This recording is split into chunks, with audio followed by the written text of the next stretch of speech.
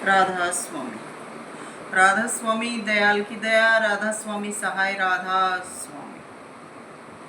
सभी सत्संग प्रेमियों को संदेश है कि 7 दीप 9 खंड में गुरु समान न कोय, करता करे न कर सके, गुरु करे सो होय। तो पूरे संसार में गुरु से बड़ा कोई नहीं है, मगर गुरु सही मायने में गुरु होना चाहिए। गुरु में पक्षपात नहीं होना चाहिए, भेदभाव नहीं होना चाहिए। उसको गुरु आध्यात्मिक मार्गी होना चाहिए। तो ऐसी महिमा गुरु की कथी, जो गुरु सामर्थ होए। नाना गुरु संसार में देते अपना ज्ञान, पार ब्रह्म विवेकी गुरु होते दूध समान। गुरु अनेकों विद्या पढ़ाए, पर पार ब्रह्म जो विद्या पढ़ाए, वही गुरु पार ब्रह्म जान। तो हमारी बात है गहरी, नहीं जान सकते पहरी। हमारा ज्ञान है ऊंचा, नहीं जान सकता कोई बूचा। विवेकी जन बनाए थे हमने, काम उन्हीं के हाथ था सौंपा, मगर माया के वश हुए सारे, खुदा प्रकृति को भूल गए सारे। इसीलिए काज अपने हाथ लिया रे, क्योंकि नाम भूल गए थे सारे। महिमा करे भूत की, भविष्य बैठा सिर झुका रे। तो इसीलिए संत जनों ने ये कार्रवाई अपने हाथ में ली है और जीवों को चेताया है, क्योंकि जो संसारी पदों पर ऊंचे पद पर किए थे, उन्होंने सिर्फ अपने स्वार्थ तक कार्य करना शुरू कर दिया और जहां तक उनकी जरूरत पूरी होती है उतना ही कार्य करते हैं। बाकी किसी को किसी प्रकार का कुछ मानते भी नहीं है। अभी मैं आपको ये एग्जाम्पल भी नहीं है, ये बिल्कुल सत्य बातें हैं जो मैं आपको बता रही हूँ। मैं कोई बनावटी बातें नहीं कर रही। एक कोई भी थोड़ा सा नेता हो या दूसरा कोई समझदार व्यक्ति हो, कोई भी हो, सामाजिक हो, कुछ भी हो, अगर उसमें थोड़ा सा ज्ञान ज़्यादा है तो वो दूसरों को अपनी तरह से बनाने की कोशिश नहीं करता। उन सब में अपने को ऊंचा दिखाने की कोशिश करता है। अब हमारे देश की क्या सभी की बातें लीजिए कि जब भी कोई मुझ जैसा अगर सबके भले की बातें करता है, हित की बात करता है, तो लोग उसका पीछा करते हैं या उसकी बात को नजरों से दूर करने की कोशिश करते हैं। अब जब भी हमें कोई काम पड़ता है तो हम इशारा विदेशों की तरफ करते हैं कि वहाँ विदेशों में ऐसी तकनीक है, वहाँ के लोग ऐसे रहते हैं, उनका जीवन ऐसा है और वहाँ पर पैसा ज़्यादा है, वहाँ पर इस प्रकार की सब अच्छी अच्छी शिक्षाएं दी जाती हैं, अच्छी अच्छी तकनीक वहाँ पर पढ़ाई जाती हैं। और आज क्या, हमारे देश के पहले भी जितने समाज सुधारक या नेता आए, उन्होंने भी बाहर विदेशों में जाकर शिक्षा प्राप्त की और वो फिर यहाँ हमारे भारत में आकर बहुत ही ऊंचे पदों पर आसीन हुए। तो मेरी नज़र में तो सब कुछ समान है। मैं तो देश विदेश कुछ मानती नहीं हूँ। फिर भी जो हमारे देश को बांटने वाले या बुद्धि को भंग करने वाले आज के युग में पैदा हो रहे हैं, मैं उनके बारे में ये अपना विचार दे रही हूँ। जब पैसे का जिक्र आता है, ऊंची शिक्षा का जिक्र आता है या कुछ भी नया करने का जिक्र आता है, तो विदेशों की तरफ भागते हैं। पैसा कहते हैं कि हमारे इंडिया में कम मिलता है, विदेशों में ज़्यादा मिलता है, तो आज आधे से ज़्यादा इंडिया विदेशों में बसता है।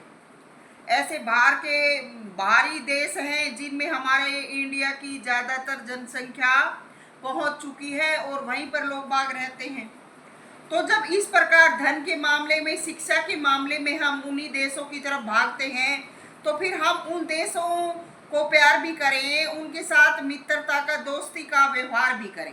हमारे देश का नेता होता है, वो जाकर वहाँ पर खूब ऐश करता है, मनचाही अपनी फेंकता है, लोग उसको कुछ नहीं कहते। और कोई सामान्य जन अगर देश में रहता है और वो बाहर की अगर प्रशंसा करता है, पढ़ाई करता है, तो जो ऊंचे पदों पर रहने वाले हैं उनको क्यों खुजली होती है, वो क्यों जलते हैं, क्यों अनेक प्रकार की बातें फैलाते हैं। तो इस प्रकार के हमारे जो विचार हैं, इस प्रकार के विचारों वाले व्यक्ति हैं, वो भी हमारे देश में एक प्रकार का बेकार का सामान ही है, क्योंकि वो अंधाधुंध अपनी बड़ाई फैलाए जा रहे हैं और अपना ही पद ओहदा ऊंचा करने की कोशिश में है, अपना राज फैलाने की कोशिश में है। ये इस प्रकार के हैं, ये तो वही नीति अपना रहे हैं कि फूट डालो और राज करो। बस वहां जाते हैं, उन लोगों से खूब अच्छा मीठा बनते हैं और जब तक इनका काम निकलता है अपने देश की भी बड़ाई करते हैं, खुद की भी करते हैं, उनकी भी करते हैं।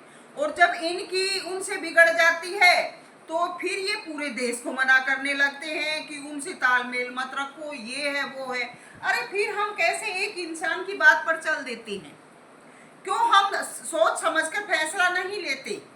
अगर किसी नेता ने या किसी पैसे वाले ने विदेशों से अपना नाता कायम कर लिया और वो खूब उसकी बड़ाई करता है, लेकिन जब उसका किसी कार्यवन से वहां से उसका कार्य पूरा नहीं होता, वो वहां से नाता तोड़ देता है और वो अपनी उस दुश्मनी की वजह से हमें भी यही शिक्षा देता है और हम मान लेते हैं।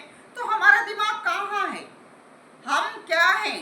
तो हमें ये सब कुछ सोचना चाहिए कि हमें क्या करना है और किस प्रकार का व्यवहार सबसे करना है। तो जो भी हो रहा है हमारे कर्मों के वशीभूत हो रहा है। कभी कहते थे कलयुग आएगा, तो कलयुग क्या, घोर कलयुग चल रहा है। कहीं भी कोई किसी को देखकर खुश नहीं है और सबसे बड़ी कमी हमारे देश के नेताओं की है।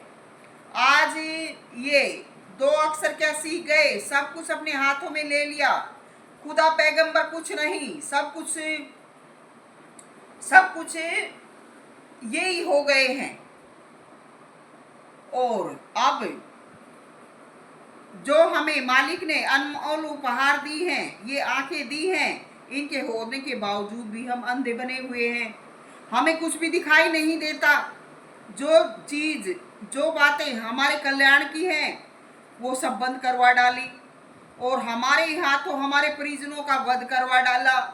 किसी मूर्ख ने कह दिया कि इसको वायरस आ गया है, तो जो वायरस बताता है उसमें इतनी भी कैपेसिटी होनी चाहिए, इतना भी ज्ञान होना चाहिए कि वो वायरस को खत्म करे।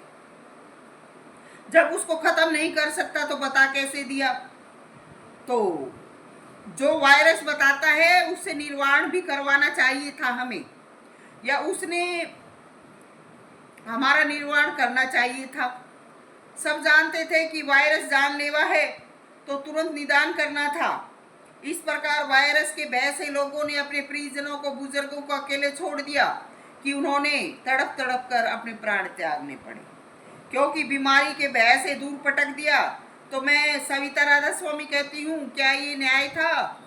जब कोई बीमार हो जाता है तो दवा की या सेवा की सहयोग की जरूरत पड़ती है, और ऐसे में बंद स्थानों पर रखना व उनका सब कुछ बंद कर देना मौत की प्राप्ति नहीं है तो क्या है? ये कौन सी मति थी? उन्हीं दिनों के बाद आज कोई किसी को नहीं पूछता, चाहे कोई कैसे भी दुखी है या घुट के मर रहा है, आज बुजुर्गों का कोई दिन नहीं है। तो ऐसा सब कुछ क्यों हो रहा है?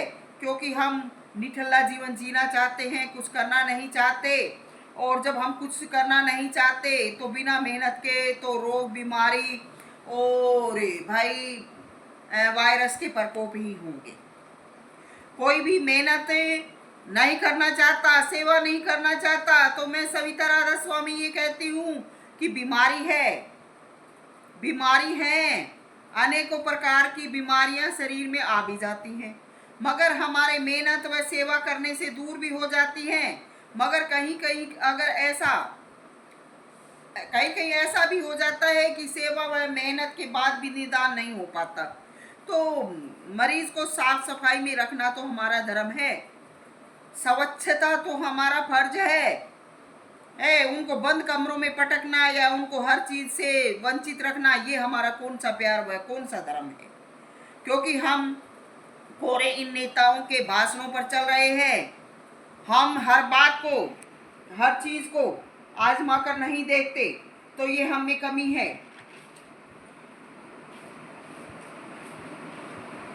हम औरों में क्या कमी निकालते हैं, अपने आप को देखिए, समझिए। दूसरा, ये जो हमारे देश के नेता हैं, ये हमने हमारे कार्यों के लिए नियत किए हैं, हमारे दिलों दिमाग पर राज करने के लिए नहीं बनाए। दिलों पर राज करने वाला हमारा खुदा है। कार्य कीजिए और ध्यान अपने मालिक का दीजिए। ये नेता कौन है जिन्होंने हमारे देश के धार्मिक सतलों को बंद करवा डाला था? कितनी भी आफत आए, मंदिर, गुरुद्वारे व मस्जिद पर पाबंदी नहीं लगानी चाहिए थी, क्योंकि दुख की घड़ियों में खुदा ही साथी होता है। और जब इंसान का घर में कदर ना हो या अति दुख में हो, तो वो इन आश्रयों में जाकर मालिक से विनती प्रार्थना करके ठीक हो सकता है। यह आध्यात्मिक शिक्षा से विचार बदल सकते हैं, भूला हुआ राही भी सुधर सकता है, मार्ग पर आ सकता है। तो ये हमारे देश में सरकार का हुलिया सही नहीं है। देश व जनता को नास्तिक बनाना, बीमारी, आपदा व संकटों को पैदा करना व बुलावा देना है। तो मेरा आज का संदेश ये है कि किसी भी आपदा विपदा में अपने परिजनों को छोड़ना न्याय संगत नहीं है। उनकी सेवा करें, उनके प्रति सकारात्मक रवैया अपनाएं। सब कुछ करने के बाद अगर मौत आती है तो हम दोषी नहीं हैं। मरीजों का उपचार कराएं, आवश्यक दवा दारू के साथ उनको प्यार व प्रेम से रखें, ये हमारा फर्ज बनता है। हमारे देश की शिक्षा प्रणाली गलत हो चुकी है, इसमें भी सुधार करें। क्योंकि पिछले दिनों कोरोना वायरस की बात है, कितने के हमारी बुद्धि पलट करके रख दी। ऐसे विचार हमको परोसे गए, दिए गए, जिससे कि हमारा मन आत्मा दूषित हो गया। इंसानों के साथ कहने लगे घरों को छोड़ दो, घरों में भी कोरोना आ गया। अरे घरों में कोरोना क्या, दीवारों में बस? अगर घरों में कोरोना आता है, अच्छा है, कह दोगे दीवारों में कोरोना मर जाएगा है, तो वो हमें छोड़ के अगर घरों में दीवारों में आता है तो ठीक है, वो खत्म हो जाएगा। घरों को किस लिए छोड़ना?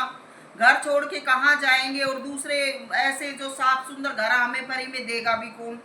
अगर हॉस्पिटलों में जाके पढ़ते हैं तो वहाँ पर इस कोरोना के लाखों प्रकार के रोगी बीमार बताए गए, तो उनमें जाकर हमें और भी ज़्यादा तकलीफ बढ़ती है। तो ये कौन सी शिक्षा थी कि घरों तक को खाली करवा दिया? क्या कुछ मति से काम लीजिएगा, क्योंकि संत सभी के लिए आए हैं और सर्वजन के लिए संदेश देते हैं। तो हमारी जो शिक्षा प्रणाली है, इसमें भी मिलकर सुधार करें। पूरे व्याख्यानों पर ना चलें, अपने परिवार के आगे पीछे की मर्यादाओं का भी पालन करें। यही संदेश है। सभी को प्यार, आशीर्वाद। सविता मोजादीन, राधा स्वामी।